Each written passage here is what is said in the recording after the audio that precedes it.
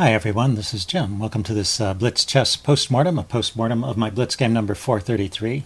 I had the black pieces and my opponent kicked off with e4, and I played knight f6, immediately challenging the pawn in the center. This is called the Alekhine's defense. Now the pawn can just come forward, and usually it does because it forces the knight to move.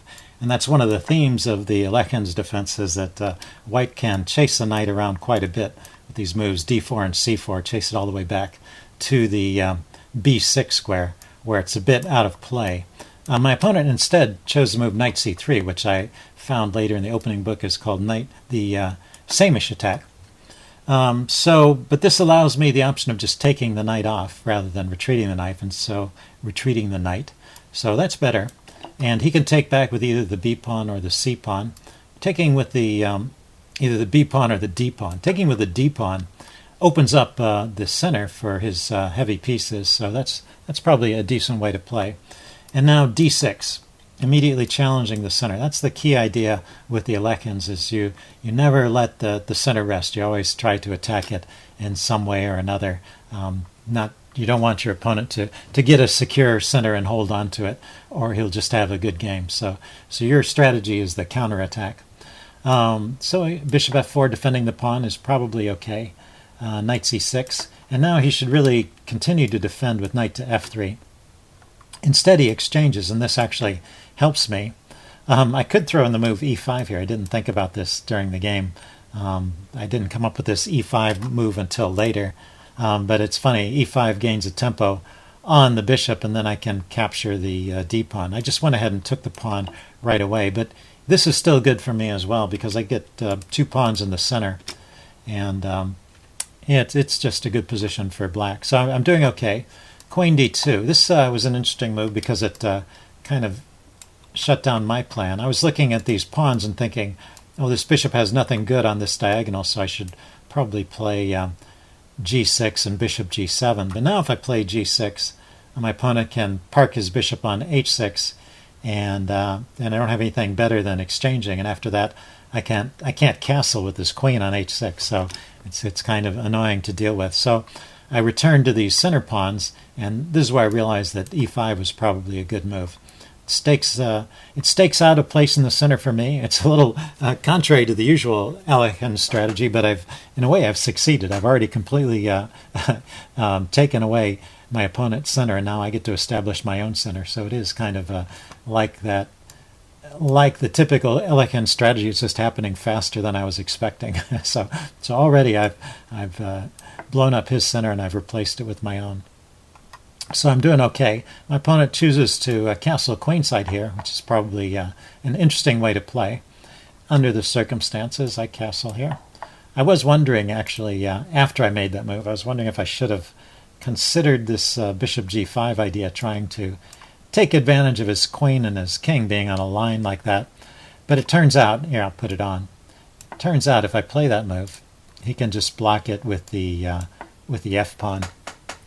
And there's not much going on here. Just the exchanges don't lead to anything. He can always get rid of my bishop, get rid of this pressure. So what I did with castling was fine. And he played king b1 to get off of that diagonal. And now I go bishop e6. So we get some normal development here, knight f3, queen a5. So I start targeting my opponent's king side area. And now is the first kind of critical moment in the game. It's been going my way so far. Well, since the opening, it's been going my way. He plays the move c4 here, which has 2 effects, and I was only concentrating on one of them. So I thought c4, the idea was just to block this diagonal, which it does, but it also opens up this diagonal towards my queen, and I totally neglected this, and I played the move b5, which if it weren't for the fact that he can trade queens here, this would be a good move. You can see it's only queen takes h5 that makes this a bad move. I mean, the idea is right. I want to undermine this pawn so I can continue to attack on this light squared diagonal. But he can just trade queens here and win a pawn. So I go from better to worse, just like that. Let's see, I play f6 to shore up my center here. I'm planning to push my d pawn, try and build up a big center. And I still have compensation for the pawn, so I'm not doing too badly here, but definitely white is white has the advantage, being a pawn up. And he's not so far behind in development. He just needs to get this bishop out, and he'll be in good shape. He should probably play bishop d3 right now. Instead, he starts with this h4 plan, which is actually not a bad plan either. With opposite side castling, you often want to launch a pawn storm against your opponent's king. But his pieces are in the way of these pawns. But he has an idea here. I push on with d5, which is my plan, and he goes h5. And now I don't want him to come all the way down to h6 and create some weaknesses here, so I block it by playing h6 myself. But that has created weaknesses anyway. So these h-pawn pushes, they often have that effect of creating weak squares. And cancel that. My opponent played knight to h4 here to take advantage of that. He can put a knight on c6, and I can't really do a whole lot about it. I guess in a slow way, I could play bishop f7 and king h7 and maybe deal with it that way. But he's always got bishop to d3 as well, looking at the king along that diagonal. So I don't know. Anyway, I chose to just get my rook away from the threat of the knight g6 move, and then move my bishop away. So I've allowed him to sink his knight here. I have to keep control of the e7 square here because I have to worry about this fork. But other than that, I'm not in too bad a shape. He plays f3, and I play king f7. So, one of the ideas is now I don't have to worry about this forking square. He's no longer threatening to fork my king and my rook. But there actually is a weakness with this king f7 move, which will show up in a little bit. My opponent plays bishop d3, developing his last piece. And I go bishop d4. I start to target the b2 square around his king. He plays rook h to f1. Maybe he has ideas of pushing the f-pawn forward, trying to disrupt my shelter around my king. And now I go knight c4. So this is my idea, targeting the b2 pawn. He decides to trade off the knight. Not a bad idea. And I took back with the rook here. Taking with a pawn, it looks like that would have been interesting as well. It does exert a cramping influence around his king side, so it's something to consider. But I thought having an active rook there would be good. But there is a tactical liability here having to do with the position of the king and the rook, which shows up in a move or two. Actually, after c3, I play the move bishop to c5, and then he has the tactic. So if you want to pause the video here and think about it, after the move bishop to c5, what is the tactic that white has in that position? Okay, I'll put the move on the board now. Bishop to c5. He can play the move bishop takes e5. Just taking out that center pawn, and when I take back, then he takes with the knight, and that forks my king and my rook. So that's what I meant about the unfortunate placement of the king and the rook. They're just lined up in that pattern where they can be forked. So say king to f6, he takes the knight.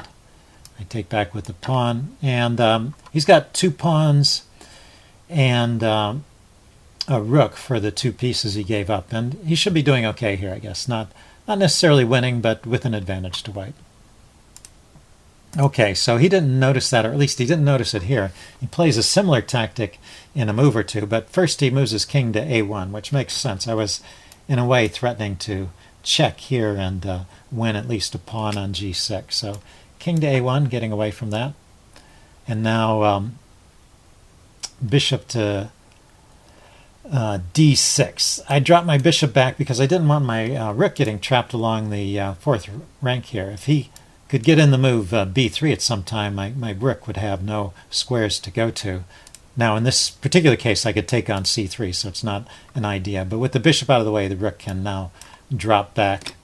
And so I felt more secure. But this also has the idea of, the effect, I should say, of defending e5. It's not something I noticed during the game. I was oblivious to that tactic during the game, but it actually defends against the e5 tactic. So my opponent played rook f to e1, piling up on e5, preparing that tactic. I play rook b8, and now he plays it, but unfortunately this no longer works. At this point it's just two pawns for a piece, because when he takes with the knight and checks, I can take with the bishop, and he takes back with the rook. So he's just lost a piece for two pawns. I'm a bishop up, and I can grab the b5 pawn here. So the fact that he was a pawn up to start with, he doesn't end up 3 pawns up, but only 2 pawns up. But he actually manages to win one more pawn. So from a material point of view, he's not doing so badly. The problem is we get into an endgame fairly quickly where his king is just out of play, being way back here on a1. So let's see, he plays rook d to e1, okay, piling up on my bishop. I pause to defend it with rook to c6.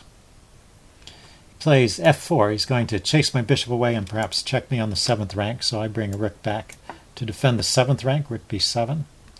And now he pushes on with f5, and I can drop the bishop back, but this does lose a pawn, so he does manage to get one more pawn. He plays g4 first.